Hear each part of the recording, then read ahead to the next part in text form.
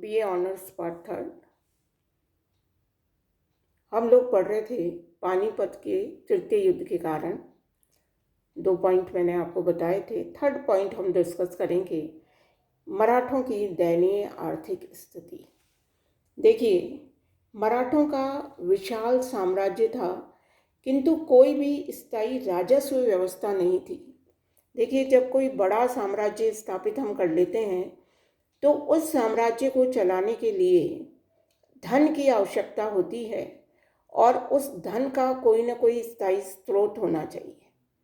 चाहे वो कृषि हो, चाहे उद्योग धंधे हो, चाहे व्यवसाय हो, चाहे व्यापार हो या अन्य कोई साधन हो। किंतु इन लोगों ने साम्राज्य तो स्थापित कर लिया, किंतु किसी भी प्रकार की लगातार कंटिन्यू इनकम होती रहे, ऐसी आय की कोई व्यवस्था इन लोगों ने नहीं की। इनकी आय का मुख्य साधन चौथ और सरदेशमुखी था। इन्हीं करों की वसूली करने के लिए मराठा पेशवाओं ने राजस्थान, दिल्ली, रोहेलखंड पर आक्रमण किया। मराठाओं ने अपनी आर्थिक स्थिति को सुधारने के लिए इन राज्यों पर आक्रमण किया और राजपूतों पर आक्रमण करके राजपूतों से शत्रुता मोल ले ली, रोहेलों से आक्रमण कर रोहेलों से शत्रुता मोल ले ली। ये लोग देखिए, किसी भी राज्य पर आक्रमण करते थे, उसमें लूट खसोट करते थे और चले जाते थे। बाद में इन लोगों ने जो कमज़ोर राज्य थे उनको ये सैनिक सहायता देते थे, उसके बदले में ये चौथ और सरदेशमुखी जो कर थे उसको वसूल करते थे। देखिए, इन लोगों ने लगातार इन करों को वसूल करने के लिए राजस्थान में आक्रमण किए तो राजपूत जो राजा थे वो इनसे बहुत नाराज हो गए थे। माधव सिंह ने, जो शासक था, राजपूत शासक माधव सिंह था, उसने भी अहमद शाह अब्दाली को आमंत्रित किया था, क्योंकि मराठों से ये परेशान हो गए थे। लगातार उनकी चौथ और सरदेशमुखी की जो मांग थी वो पूरी ही नहीं होती थी और बार बार वो उन राज्यों पर आक्रमण करते थे। तो उससे मराठों से निजात पाने के लिए लोगों ने एक विदेशी आक्रांता अहमद शाह अब्दाली को आमंत्रित किया। देखिए, मैंने पहले भी आपको बताया, पंजाब में मुगलानी बेगम ने आमंत्रित किया, यहाँ माधव सिंह उनको आमंत्रित कर रहा है। नजीब खां ने भी मराठों से तंग आकर अहमद शाह अब्दाली को आमंत्रित किया था। मराठों की लूट के कारण जोधपुर एवं बूंदी के नरेश भी मराठाओं के क्या हो गए थे, खिलाफ हो गए थे। प्रारंभ में देखिए, भरतपुर का शासक जो सूरजमल जाट था वो मराठों का मित्र था, किंतु मराठों की जो लूट खसोट की नीति थी उससे वो भी अत्यधिक दुखी हो गया था और उसने भी इनका साथ छोड़ दिया था। अब्दाली के आक्रमण के समय मुगल शासक भी मराठों के पक्ष में नहीं रहे थे।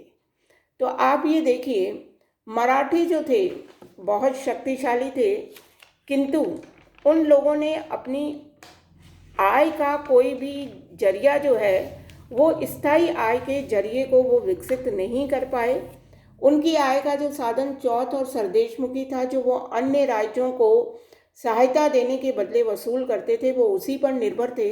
बार बार राज्यों पर आक्रमण करने की वजह से जो आक्रांता राज्य थे वो उनसे रुष्ट हो गए थे। उसमें रोहेलखंड था, राजपूत नरेश थे, तो राजपूत नरेशों ने दुखी होकर अब्दाली को आमंत्रित किया ताकि मराठों के बार बार के आक्रमण से वो निजात पा जाएं।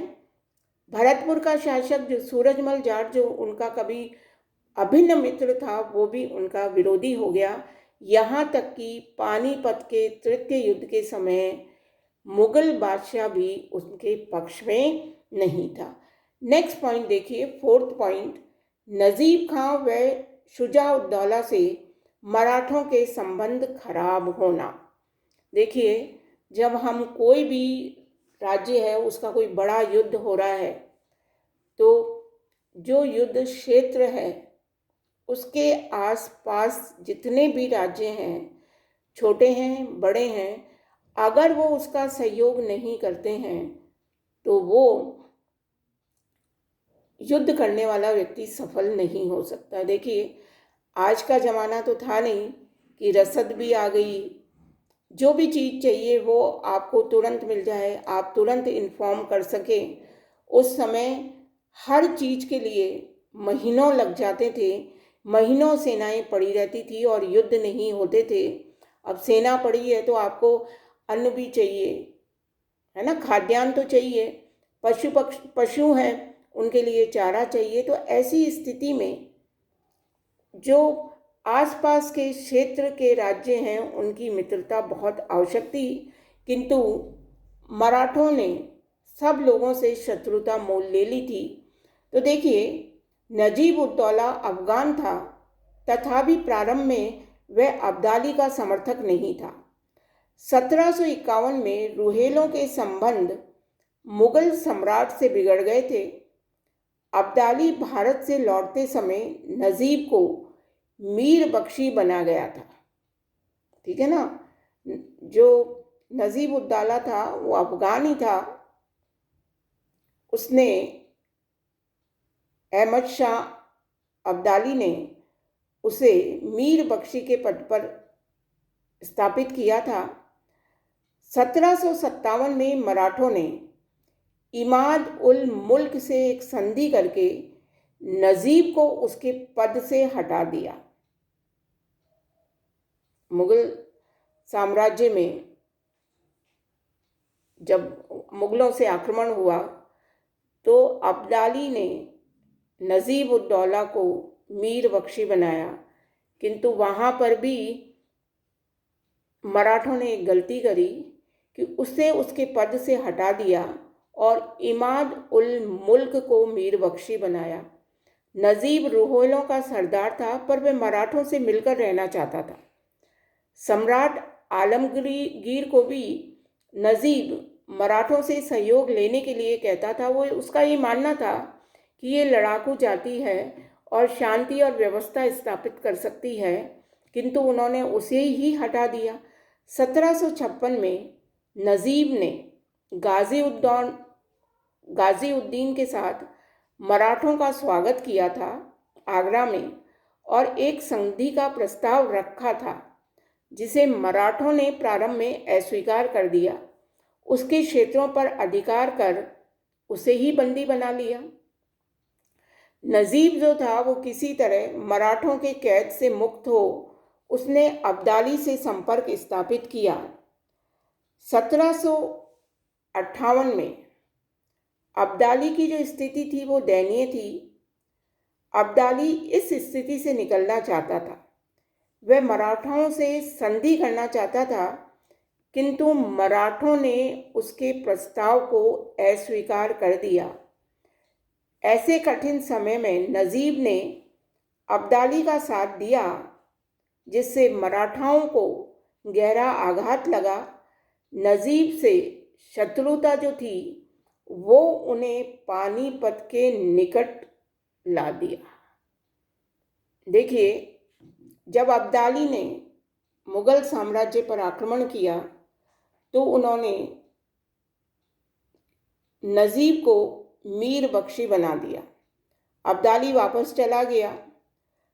अब देखिए, 1757 में जो नजीब था वो प्रारंभ से ही मराठों के विरोधी नहीं होकर मराठों के सहयोग में था। वो ये मानता था कि ये शांति और व्यवस्था स्थापित कर सकते हैं, मुझे इसको सहयोग करना चाहिए। उन्होंने मराठों का उसने आगरा में स्वागत भी किया था, किंतु मराठों ने 1757 में उसे पद से हटाकर इमाद उल मुल्क को वजीर बना दिया। इमाद उल मुल्क को जब वजीर बनाया गया तो नजीब को कैद कर लिया। नजीब किसी तरह कैद से निकलकर भाग गया और बाद में वो अब्दाली से मिल गया। तो ये जो प्रकरण था ये भी मराठों को कहाँ ले गया? पानीपत के क्षेत्र में ले गया। अगर वो लंबे समय तक नजीब उद दौला को ही वजीर बनाए रखते और किसी भी प्रकार का कोई विरोध नहीं करते तो अब्दाली से उनका आमना सामना नहीं होता और वो बहुत बड़ी क्षति से बच सकते थे।